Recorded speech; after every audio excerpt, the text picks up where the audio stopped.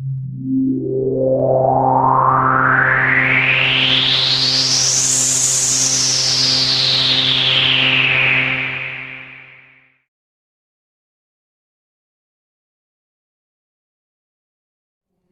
है तपाईँलाई तपाईँहरू अराजनैतिक सङ्गठन भए तापनि तपाईँले राजनीतिक एफिलिएसन गरिरहनु भएको छ है यही विषयमा लिएर है आउनेवाला जुन त्रिपक्ष वार्ता लिएर तपाईँहरूको मत के छ?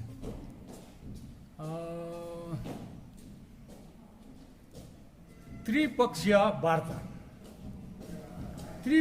वार्तामा एउटै मेरो मनमा शङ्का छ। त्रिपक्षीय वार्ता भनेको मतलब तीनवटा पार्टीको बीचमा वार्ता हुन्छ। पहिलो पार्टी त भारत सरकार, दोस्रो पार्टी बङ्गाल सरकार, अन्त तेस्रो पार्टी चाहिँ को हो? तेस्रो पार्टी श्री मन घिसिङज्यू हुनुहुन्छ, श्री विमल गुरुङज्यू हुनुहुन्छ, श्री अनित थापाज्यू हुनुहुन्छ, या अस्ति हाम्रो अनसनमा बस्ने भाइ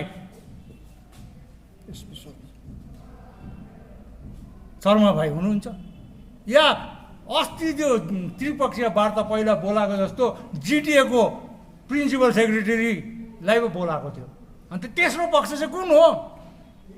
अब जबसम्म तेस्रो पक्षको खुलासा हुँदैन तबसम्म त्रिपक्षीय वार्ताको त कोही मतलब नै छैन। त्रिपक्षीय वार्ता पहिला पनि बोलाकै हो, भएन। अनि यो त्रिपक्षीय वार्ता अनि हाम्रो एसके शर्मा भाइको अञ्जन चाहिँ जेएनएलएफ, बिजेपी अनि उहाँहरूको संलग्न पार्टीहरूको एउटा नाटक हो। मेरो चाहिँ त्यो विचार छ। त्रिपक्ष वार्तालाई महत्त्व दिनुहुन्न? त्रिपक्षीय वार्ता हुँदैन नै भाइ। तेस्रो पक्ष को हो त्यही हामीलाई थाहा छैन। त्रिपक्षीय वार्ता कसरी हुन्छ?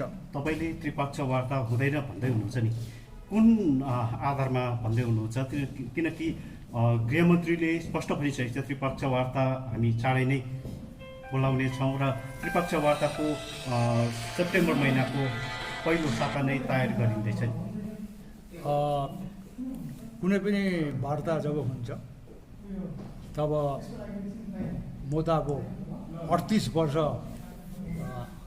नोकरी आर्मी गरेको, 8 वर्ष सिभिलमा गरेको, त्रिपक्षीय वार्तामा एउटा गहन मुद्दाको विश्लेषण हुनु छ, विचार विमर्श हुनु छ।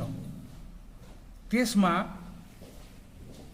धेरै मेहनत पर्छ, धेरै काम गर्नुपर्छ अफसरहरूले, ब्युरोक्रेसीले। अन्त त्यो राजनीतिक बयान मात्रै दिएर हुँदैन। अन्त अहिलेसम्म धेरै जग्गामा तेस्रो पार्टी चाहिँ को हो तेस्रो पक्षीय वार्तामा, त्रिपक्षीय वार्तामा भनेर प्रश्नहरू उठिरहेको छ, तर कसैले पनि त्यसको जवाब दिएको छैन। अनि त्रिपक्षीय वार्ता अस्ति पनि मलाई डेट याद भएन, लास्ट इयर पनि बोलाएकै हो।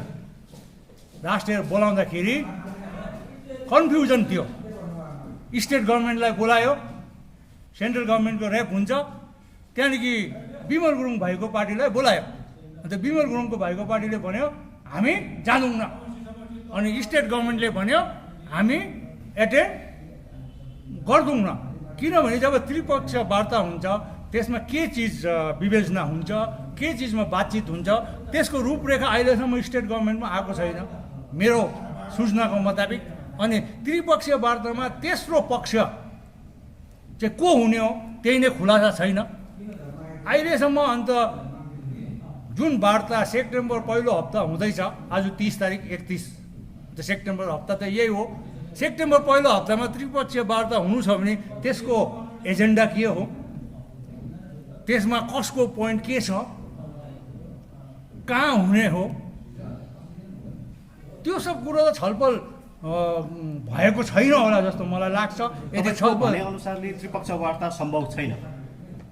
सम्भव छैन त म भन्न सक्दिनँ। तर अहिले जो राजनीतिक परिवेश यहाँ चल्दैछ दार्जिलिङमा त्यो अनुसारले तेस्रो पक्ष चाहिँ को हुने त्यसमा कोही अहिलेसम्म कुनै निर्णायक कसैले केही निर्णय लिएको छैन। अनि त्यसले गर्दा जस्तो प्रकारले पछिल्लो त्रिपक्षीय वार्ता बोलाइएको थियो त्यसरी नै एउटा चिठी इस्यु होला।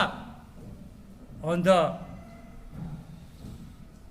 स्टेट गभर्मेन्टले के भन्ने हो, हामीलाई त तिमीले नोटिस नै दिएन भन्ने हो कि के भन्ने हो हामीलाई थाहा छैन। अन्त जस्तो प्रकारले पछिल्लो त्रिपक्षीय वार्ता एउटा बोलाइएको थियो, विमल गुरुङ भाइको पार्टीलाई चेपारोमा पार्दाखेरि सेन्ट्रल गभर्मेन्टले त्यो चिठी इस्यु गरेको थियो। बादमा विमल गुरुङ भाइको पार्टीले नै हामी एटेन्ड गर्दैनौँ भन्यो। अन्त योपालि यहाँ अनसन हुँदाखेरि गोर्खालीको अफिसमा अनसन हुँदाखेरि बिजेपी चेपारोमा पर्यो। राजु बिस्ट साहबलाई हाम्रो एमपी साहब श्री राजु बिस्टज्यूलाई के गरौँ भयो। अन्त त्रिपक्षीय वार्ता गर्नेछौँ भनेर उहाँले प्रेस कन्फरेन्समा बताउनु भयो अनि अनसन समाप्त गरियो।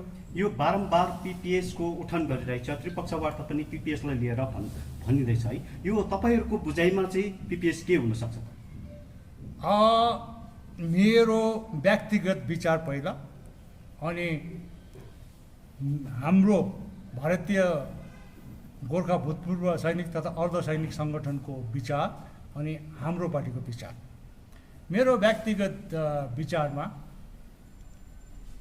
पिपिएस भन्ने शब्द 2019 को बिजेपीको म्यानिफेस्टोमा पहिलाचोटि आयो। 2014 को बिजेपीको म्यानिफेस्टोमा चाहिँ गोर्खाहरूको अनि नर्थ बेङ्गालको व्यक्तिहरूको समुदायहरूको समस्या हामी समाधान गर्छौँ भन्ने आएको थियो। 2014 को म्यानिफेस्टोमा चाहिँ त्यो कुरो बादमा जोडिएको थियो, ओरिजिनल म्यानिफेस्टोमा थिएन। गोर्खा अनि उत्तर बङ्गालको अन्य जनसमुदायको समस्याहरूको राजनीतिक समाधान हामी गर्नेछौँ भनेको थियो। त्यो आएर 2019 मा पिपिएस शब्द बन्यो। जसले त्यो पिपिएस लेख्यो नि, के उसलाई थाहा थियो पिपिएस भनेको के हो?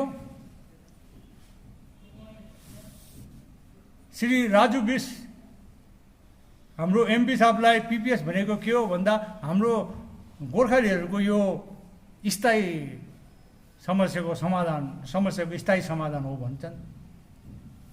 अस्ति हाम्रो खरसाङको विधायकज्यू श्री बिपी बजगाईज्यूले भन्नुभयो नर्थ बेङ्गालबाट नर्थ बेङ्गाल छुटेर स्टेट अलग्गै स्टेट बन्नु नै त पिपिएस हो, त्यही नै त गोर्खाल्यान्ड हो। अब पिपिएस शब्दको जबसम्म डेफिनेसन के हो, पिपिएस भनेको के हो, जबसम्म खुलासा हुँदैन तबसम्म पिपिएस पनि एउटा झाँसा मात्रै हो, अरू केही पनि होइन।